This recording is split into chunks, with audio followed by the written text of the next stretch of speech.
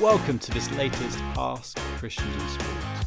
Now, the series where you, the listener, involved in competitive elite sport, can get in touch with a question around what it means to be involved in sport, what it means to connect your sport and faith. Any question, you can get in touch with us and send in your questions. Dear CIS, I'm an elite athlete about to meet a new sports psychologist. As a Christian, should I have any reservations or considerations going in? We think it would be beneficial for you to spend some time with a sports psychologist. Words that, in a bygone era, might have been reflective of some kind of mental weakness or response to some sort of trauma are now very much commonplace and accepted in the world of sport. But for the Christian sports person, should there be any reservation or caution in seeing a sports psychologist? Let's walk through the ins and outs of what a sports psychologist does and doesn't do, recognizing the value and limitations in the methodology, and arrive at an answer to the question, what should I be thinking heading into a meeting with the sports psychologist? Firstly, let's ask, what do sports psychologists do? To help answer the question, we'll zoom in on one of the most famous sports psychologists who many highly distinguished sports stars have worked with, Professor Steve Peters. His book, The Chimp Paradox, records much of his methodology. The chimp model is an incredibly powerful mind management model that can help you become a happy, confident, healthier, and more successful person. It's claimed that this can be achieved by simplifying neuroscience. The chimp model is largely about understanding what's going on in the brain and working out systems to recognize and address patterns of behaviour and impulsive tendencies.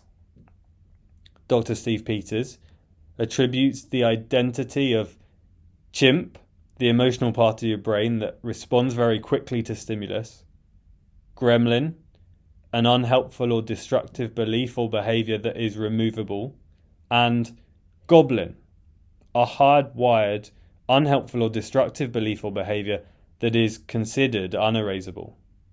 To helpfully identify what these things are and how to respond to them.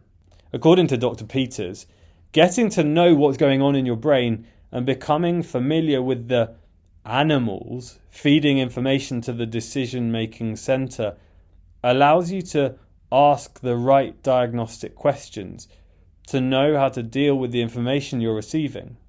Sports psychologists generally seek to help athletes understand why they do what they do and how they can control their behaviour and thus performance better.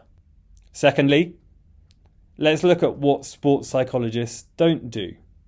Knowing where you seek to find fulfilment and purpose in life will always be a key part of a sports psychologist's process. But the chimp model deliberately doesn't set out to answer that question. The chimp model, for example, specifically references the stone of life, which contains a person's truth about life, their values and their life force or purpose. This information becomes the vital piece of the diagnostic process. In order to tease out that information, other sports psychologists might use the same question as Dr. Peters does. At age 100, looking back on life, what advice would you give as to what to do with life? For the Christian, our ultimate purpose and our framework for satisfaction doesn't need to be coaxed out of us by a sports psychologist, but is ultimately given to us by God and can be found in what he says to us in the Bible. So, where is the value of sports psychology? For the Christian sports person driven toward high performance, the diagnostic tools that sports psychology offers can be of real value. The model of the chimp paradox, as an example, is excellent in giving practical steps that enable individuals to ask simple questions like, where did the message to respond in that way come from? Or, does that fit with the truths I hold about life? These questions are crucial for diagnosing whether the things that we feel and think in the moment actually hold true when we measure them against the things that we place ultimate value on in life. For the Christian, ultimate value has to be found in what God has made clear in his word, the Bible. Romans chapter 5 verse 8 explains how God demonstrates his own love for us. We have real value, not because of anything we've achieved, but in his choice to love us. For the Christian, this clarity in what they believe about life can be the information which helps the methodology of the sports psychologist really flourish. We must, however, recognise the limitations of sports psychology. The reality of implementing a system like the chimp model is that no matter how well you pick up the signals, no matter how consistently you implement the steps, there'll always be frustration around the corner. In our lives, we end up constantly rooting out behaviour that is inconsistent with who we want to be. This is our sin, our idolatry. The danger in sport is often that we try to find our ultimate identity in created things. The result is that when we miss out on medals, times, or performances, we think our very identity is being stolen away. Even the thought of this can lead to devastating psychological effects of crippling fear and anxiety. Sports psychology can help here by highlighting a damaging pattern of behaviour. And a good sports psychologist might help us to tackle this behaviour, but there are limits to which it can help, because Paul in Romans chapter 8 verse 20 to 22 makes it very clear that this world doesn't operate as it should because of the corruption of sin. The Bible clearly shows us that good behaviour, or physical and psychological discipline in the case of sport, are not things that ultimately satisfy us or make us right with God.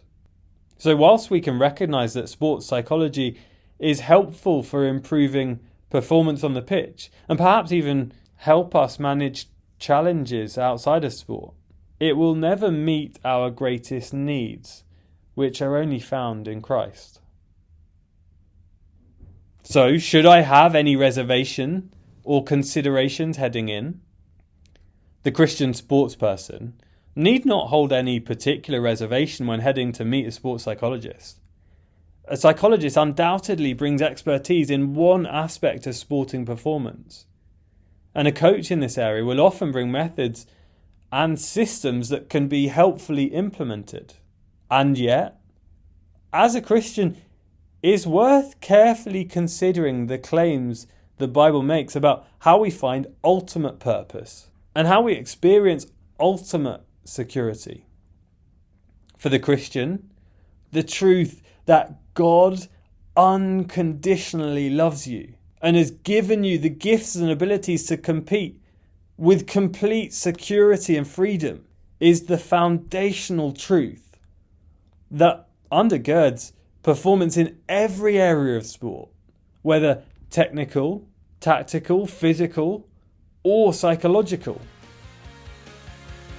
Remember, you can email AskCIS@christiansinsport.org.uk or message us on social media to ask any questions you have about connecting sport and faith, and we'll try and get to them on another episode of AskCIS. We'd love to hear from you. Till next time, bye.